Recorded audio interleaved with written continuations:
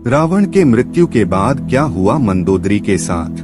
मित्रों, रावण की मृत्यु के बाद उसकी पटरानी मंदोदरी सती होना चाहती थी, लेकिन राम ने उसे ऐसा करने से रोक दिया। मंदोदरी बहुत धार्मिक थी और ज्योतिष की प्रकांड विद्वान भी।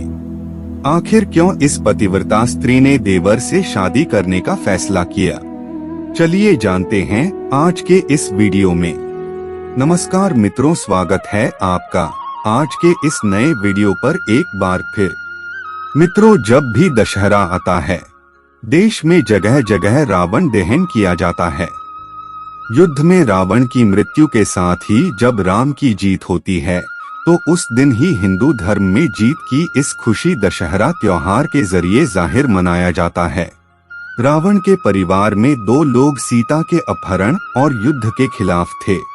वो थे भाई विभीषण और पटरानी मंदोदरी। दोनों बिल्कुल युद्ध नहीं चाहते थे और लगातार रावण को सीता को सम्मान पूर्वक राम को लौटा देने के पक्ष में थे, लेकिन ऐसा नहीं हुआ। लड़ाई हुई, उसमें रावण मारा गया। इसके बाद राम ने लंका का राजपाट रावण के छोटे भाई विभीषण को सौंप दिया। लेकिन क्या आपको मालूम है कि रावण की पटरानी मंदोदरी का क्या हुआ? आखिर क्यों उसने विभीषण से शादी का फैसला किया?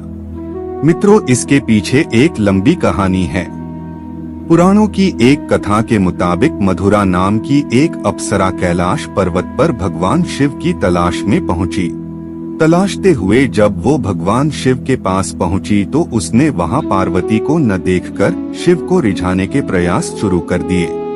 जब कुछ समय बाद वहां पार्वती पहुंची तो उन्होंने मधुरा के शरीर पर शिव की भस्म देखी और फिर वो क्रोधित हो गईं। पार्वती ने मधुरा को श्राप दिया कि वो 12 साल तक मेंढक बनी रहेगी और कुएं में उसका वास होगा।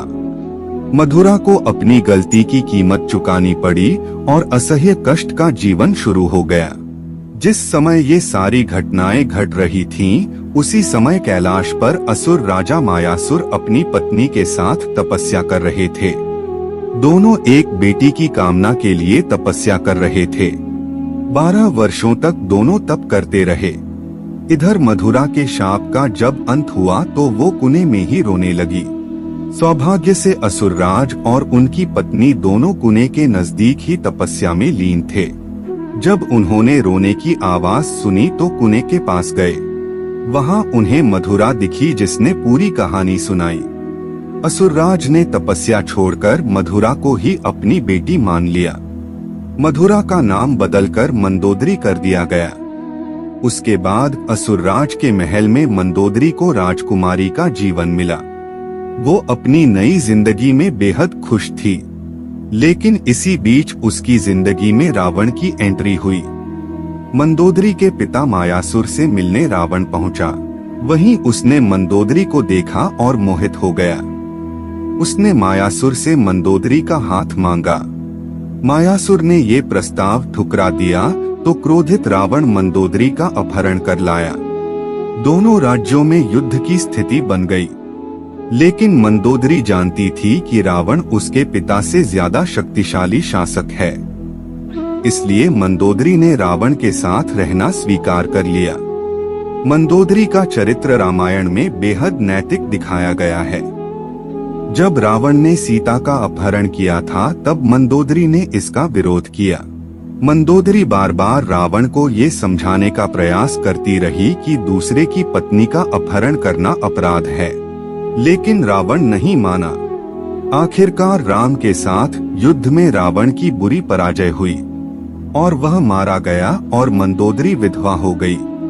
रावण की मौत के बाद भगवान राम ने मंदोदरी को विभीषण से शादी का प्रस्ताव दिया था। उन्होंने समझाया कि विभीषण के साथ मंदोदरी की जिंदगी बेहतर रहेगी, लेकिन मंदोदरी ने इस प्रस्ताव को अस्वीकार कर दिया। कहा जाता है कि इसके बाद एक बार भगवान राम सीता और हनुमान के साथ मंदोदरी को फिर से समझाने गए। तब ज्योतिष की प्रकांड विद्वान मंदोदरी को महसूस हुआ कि धार्मिक और नैतिक तौर पर सही देवर विभीषण से विवाह करना गलत नहीं होगा। ये महसूस होने पर उसने इस प्रस्ताव को स्वीकार किया। विभीषण से उसकी शादी हुई। हालांकि रावण की मृत्यु के बाद मंदोदरी के बारे में वाल्मीकि की रामायण ज्यादा कुछ नहीं कहती, लेकिन रामायण के दूसरे वर्जन में जरूर इस बारे में काफी कुछ कहा गया है। रावण के मरने के बाद जब मंदोदरी विधवा हो जाती है, तब भगवान राम विभीषण को सलाह देते हैं कि उसे अपनी भाभी से विवाह कर लेना चाहिए। ये परंपरा उन दिनों मान्य थी, लेकिन विभीषण के पहले से कई रानियां थीं और वह इसके लिए तैयार नहीं थे। ये भी कहा जाता है कि अगर विभीषण ये शादी कर लेते तो उन्हें भाई की जगह लंका पर शासन का नैतिक अधिकार भी हासिल हो जाता।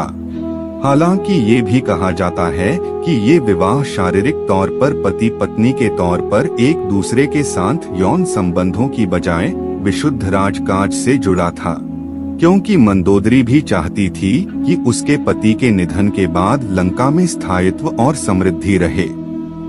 वह राम से शत्रुता की बजाय मित्रता चाहती थी। रावण की मृत्यु के लिए उसने राम को कभी जिम्मेदार भी नहीं ठहराया। एक वजह ये भी बताई जाती है कि रावण के निधन के बाद मंदोदरी भी उसकी चिता के साथ सती होने जा रही थी, लेकिन राम ने उसे रोक लिया। इसके बाद मंदोदरी के पास देवर से विवाह करने के अलावा कोई विकल्प नहीं बचा था और इस तरह बाकी का जीवन विभीषण के साथ गुजारनी पड़ी। तो दोस्तों, आज के वीडियो में बस इतना ही।